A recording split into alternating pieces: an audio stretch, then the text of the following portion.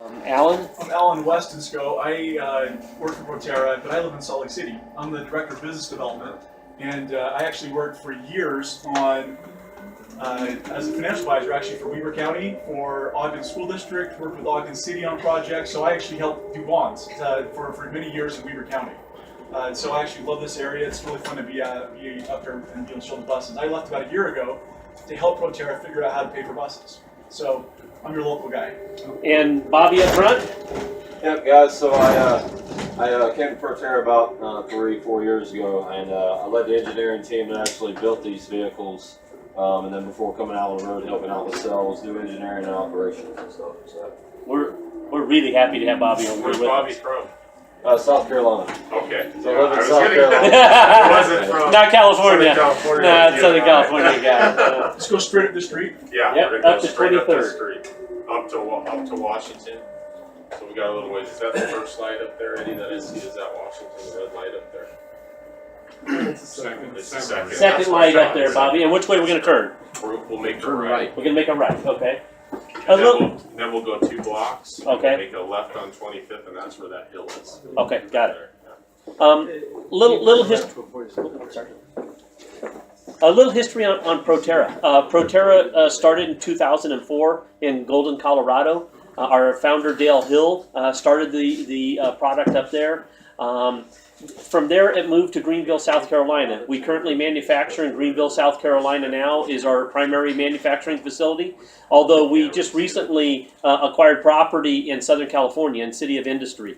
So we have a new factory that'll be coming online Q1 of 2017, so we'll be manufacturing there. And then additionally, in the last year, we've opened a advanced technology drivetrain and battery technology center, as well as our corporate headquarters in Burlingame, California, just across the freeway from the San Francisco airport. So our team is up there. Our president CEO, his name is Ryan Popple, and Ryan comes to us from Tesla. So he has a very advanced background in the technology, all electric vehicle and battery technology.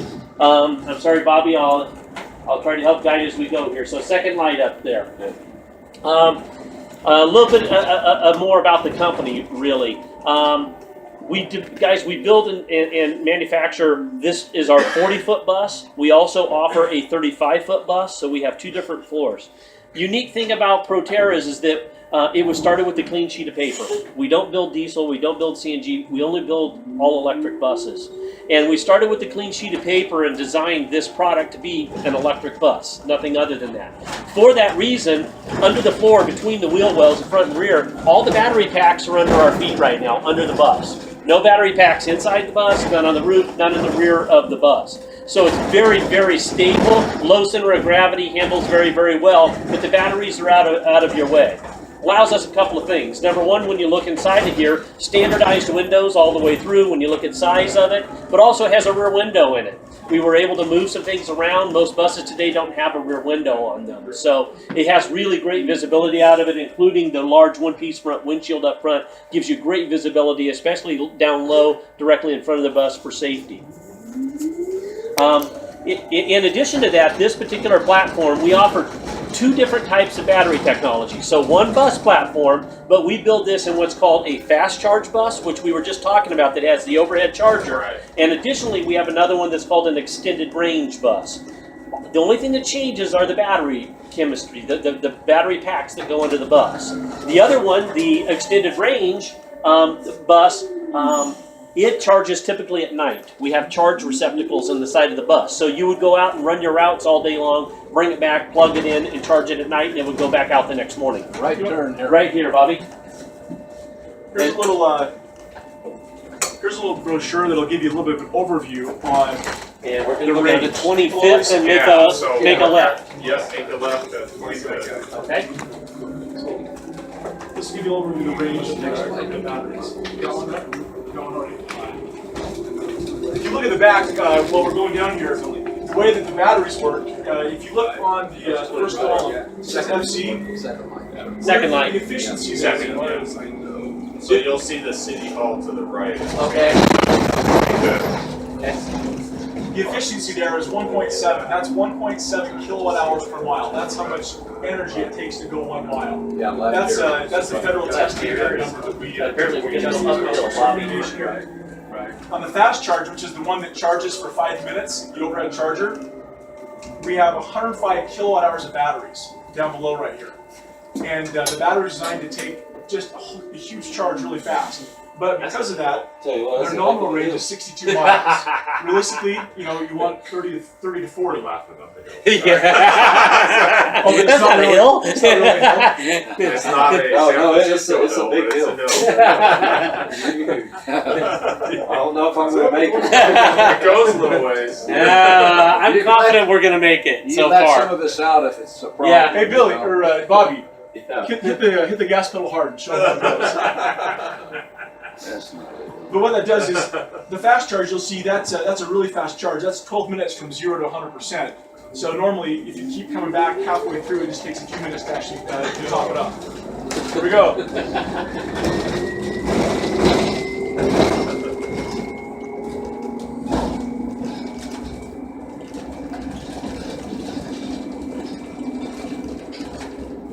We go up driveways steeper than You know, one of this, the things you guys. find Come on. about electric buses and electric vehicles and battery technology on a bus is that this really is the perfect You application. just keep going up. It's just straight up. Okay. Because on a bus, you've got lots of starting and stopping. And electric vehicles have really high torque electric motors, right? Higher torque than most gasoline or diesel motors. And so as a result, when you do a lot of stopping and starting, when you start, you can see it picks right up, right? You're not waiting for it. Yeah, you can feel that. It's Right instant from the torque, start. guys. Yeah. I mean, we have to manage the torque on these. It's gradually comes in. If not, we'd all be sliding down the center of this because it's instantaneous. But the other thing that's great is you've also got lots of stopping. And so you're getting that regenerative braking we talked about. So you're capturing 30% of your energy again when you go down the hill or when you actually stop. So it's a great application. Plus, what do you guys get on what's your fuel economy on your buses typically? 4 or 5 miles per gallon? 4 or 5. 5? This is equivalent to 22 miles per gallon electric when you put that through. And so what ends up happening is you get such a savings on your fuel that it makes sense. Versus, if you look at an electric sedan, if you look at a Chevy Bolt, for example, it's going to come out this year. It's a great vehicle, but it's competing against a 40 mile per gallon sedan, right? Which way, guys? Left and back down Actually, let's make a right on Monroe. on Monroe. Okay. And then we'll go down to 30th Street and make a right. And Okay. Go back to Washington That- and work our way back. Okay. Let's do that. Okay. So right here and a right on Washington. No, we're gonna make a right on 30th. I'm sorry, down. a right on Yeah. 30th. Okay. Right here and then right again. But what happens, the economics, because your fuel economy is so much better, in a place like Utah, the electricity is so inexpensive, you can end up getting significant savings on your fuel costs, combined with your maintenance costs, because you've got 30% fewer new parts. You don't have Just oil lift the top of your changes. We foot. talked about the brake changes. Yeah. You just don't have those same Yeah, things. it's got to roll It's a back lot easier to little bit. maintain. It's sensitive. And what we found on average, for say an average 36,000 mile a year bus, which is average miles, typically you're going to save over a 12-year life about $448,000 on fuel and maintenance savings, which ends up being pretty significant. It ends up being around $35,000 to $40,000 a year on combined maintenance and fuel savings, which is why this works so much better for an electric bus than it does for any other application of electric vehicles. Plus, you get all of the zero emissions, zero local emissions in a place like Utah. It's a big deal because we have air issues, we know, and it's pretty quiet. So people like that when this comes through their neighborhood. You don't have the big noises. Especially What's the warranty on the They battery? think they're gonna get on So the batteries that come right now, we have a 6-year warranty on the batteries. We No. expect Oh, the batteries. No. We're a demo bus. Sorry, I It's thought just you a were just demo. over We're not pro. going They'll be here in a few It's early. minutes. It's got a little exercise. So what about the smell? Nice looking stop though. The smell, that's actually from the glue on the floor. We've changed it. This was Yeah. our second bus we built. Adhesive. It's nothing from the electric. It's actually the glue. So if you got one of the new buses, you can't smell it at all. Yeah, it's actually one of the things where people always notice that. It has nothing to do with the electric. It's just it's the adhesive. And after we put it on, we said, "Oh God, we gotta change the adhesive." This was a petroleum-based adhesive, and now it's a water-based adhesive. So that's what you're smelling. It's nothing to do with electronics. Okay. So 6-year battery life or 6-year warranty. we have two things we can do. One, we can actually give you a warranty or sell you a warranty for, is it 50,000? Yeah, just under. For a 12-year warranty, so that would last the life of the bus, 12-year life of the bus. 50,000, then you would have to replace the battery. We also have a structure where we can actually pull the batteries off and just sell you a bus and lease you the batteries. So if you're anxious about the batteries, we'll do a 12-year lease structure where you own a bus for $150,000 to $200,000 less, because that's what the batteries cost. And we take care of the replacement batteries, and if there's ever an issue, you've got to take care of it. And that's just part of the cost, and that's going to be, like, the cost for that would be less than what your savings would be. So you still get savings and you have guaranteed use of batteries for the life of the bus. So it ends up being an overall, every way you look at it, it's really a win-win. Especially, like you said, all the environmental benefits almost come for free. So the technology on the batteries, to kind of finish up on that, if you look at that little pamphlet, on the back, you'll see, just so you can follow the math. Right now, these batteries, 105 kilowatt hours, it's a smaller density on the batteries, but it's because the chemistry in the batteries is designed for a really fast charge. So like Luke said, you run this 24/7 and never worry about it. And we've done that there's 67 buses on the road that have been doing that for 5 years now. Now, alternatively, if you didn't want to have a fast charge, and you had a route that worked really well on, right here.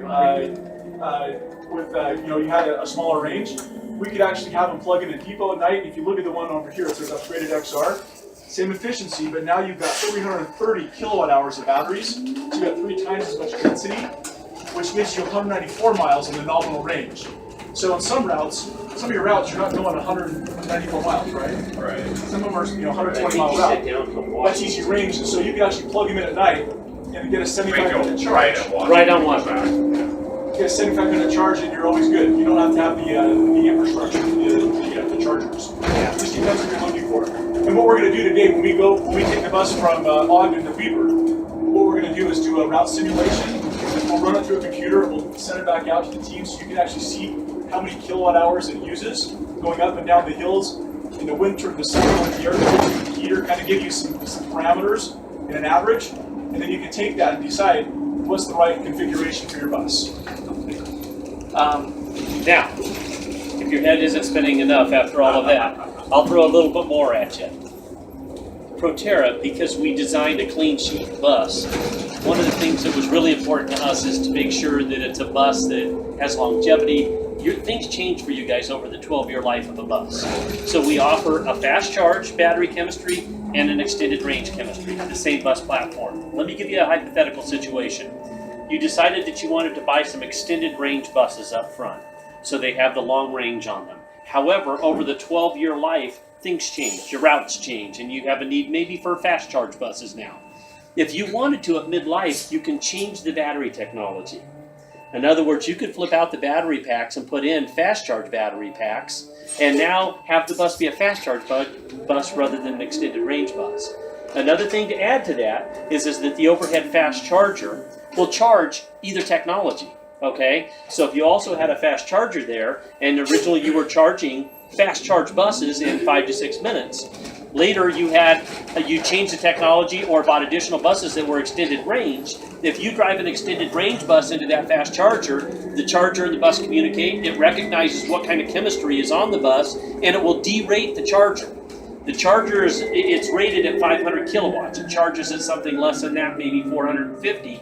But if an extended range bus came in there, it would derate it down to around 200 kilowatts and charge that chemistry, because it can't charge at 450. It just is not allowed to do that. So the great thing is that we've designed into it for you the ability to change over time, to manipulate to your needs from route standpoint, be that fast charge or extended range, and to cross over the chargers as well. Okay? Any questions? It's a lot of information. A lot of information. Make a left at 23rd, go back. Got it. I think the key thing is that we've designed a bus that there's 3 things we think that customers need. Because we've talked with transit agencies throughout the country. Just so you know, there's 67 of these buses on the road right now in 16 different cities. And there's a total of 195 buses that are on order for 25 cities. We've got a backlog right now of about 128 buses. And if you actually measure that multiply that by 40 feet, which is how long the buses are, it's a mile long. So we have a mile long backlog. Which is why we're actually putting those big facilities in place so that we can actually keep up with the demand. So you're not the first to do this. We've got over 2 million revenue miles in service. So this is our 3rd generation bus. You're not playing with, hopefully this will work. It does work.